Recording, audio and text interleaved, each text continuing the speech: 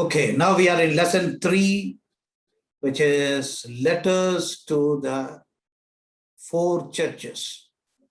There are 7 churches. We are going to see only 4 churches that is mentioned in this chapter. This is based on Revelation chapter 2.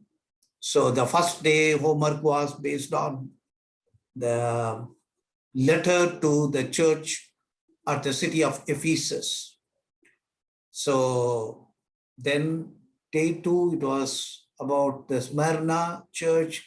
The third day it was Pergamum church, and the 4th day it was Thyatira, and 5th day it is a general selected verses, that is ears to hear. So we will go into details. Okay, so 7 churches. Already we said in the first class that letters to the 7 churches can apply to those 7 churches that was physically existing at the time of writing of these letters. The second way of seeing it is, so the whole church history can be divided into 7 phases. I'll be explaining a little later. So each time, each number of years, each era can be bracketed in a number of years and state, okay, Church Ephesus was like this, and Church Sardis was like this.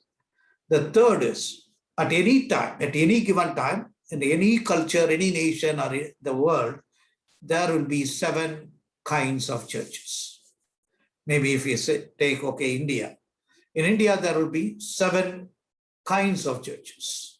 So that is how scholars link it to 3 ways. One is local churches. Second is historical understanding of churches. The third is 7 kinds of churches.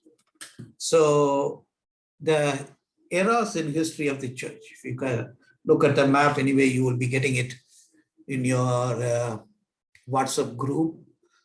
So the first church, Ephesus church, can be compared to the church from 30 AD to 100 AD. That was the time the apostles were still living, and the New Testament was in progress. That is, holy, sacred writings of Paul, Peter, and others were there. So that was the 1st century church. Then next comes the second era, which can be from 100 to 312 AD, which is Smyrna church. So it is more about the persecution under the Roman Empire, because Christianity was not recognized as the official religion.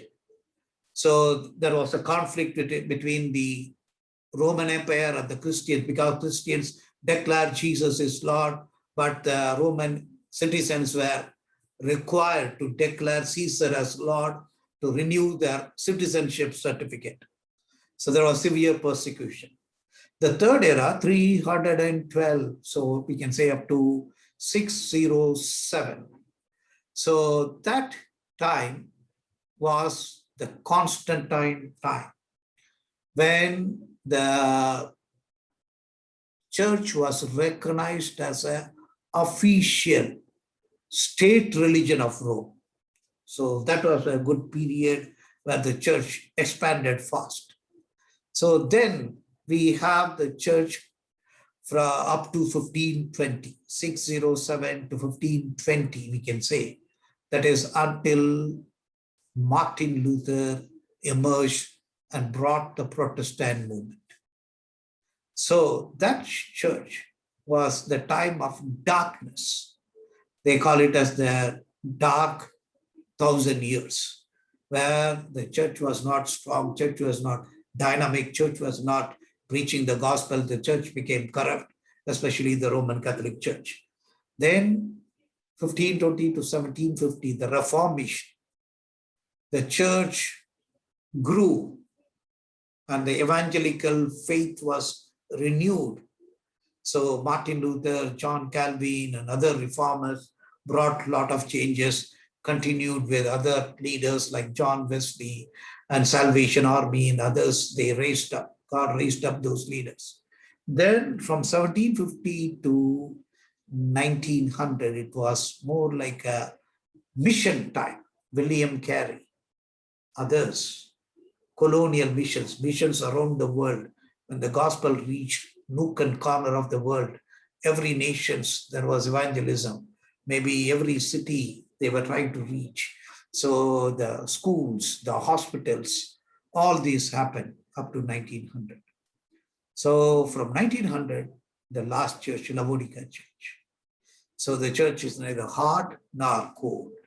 So this can be the eras in history of church. So one way of studying is also, this is an application we can do, but we are not doing this. We are just giving an introduction. Then each church, the template of letters is like this. So there is a revelation where Lord Jesus Christ introduces himself as who he is. So then there is a recommendation or commendation, appreciation of what Lord found in that church. Then there was a rebuke. Lord condemned certain things in the church. And the fourth is, he demanded a response. He rebuked them and asked them to respond. They cannot be just silent. They have to respond. Then the overcomers will be given reward. So each church, the Lord talks about the overcomers and gives the reward. So we will see 5 R's for all the 7 churches, 4 churches. We will do it today. Revelation, recommendation, rebuke, response required, and reward. So in this Ephesus church, we can call it as a loveless church. If I would like to give the name as Loveless Church. This Ephesus was a city that was colonized from Athens and was the capital of Asia Minor under a proconsul. Proconsul is like a lieutenant governor. So it was second largest city next to Rome with 250,000 population. It was located in the mouth of Cayster River and it had a seaport. The temple of Diana, one of the 7 wonders of the ancient world, built in around 480 BC, existed there. So that temple was very famous. Pilgrims used to come from all directions. So throughout the year, they will have festivals, pilgrims coming, and there was a lot of commercial activity. So if you read Acts 18 and 19, we can find that Paul went and preached in that city and he planted the church. And later, John, who wrote the book of Revelation, served them. So the Ephesus church, we can call it as a loveless church.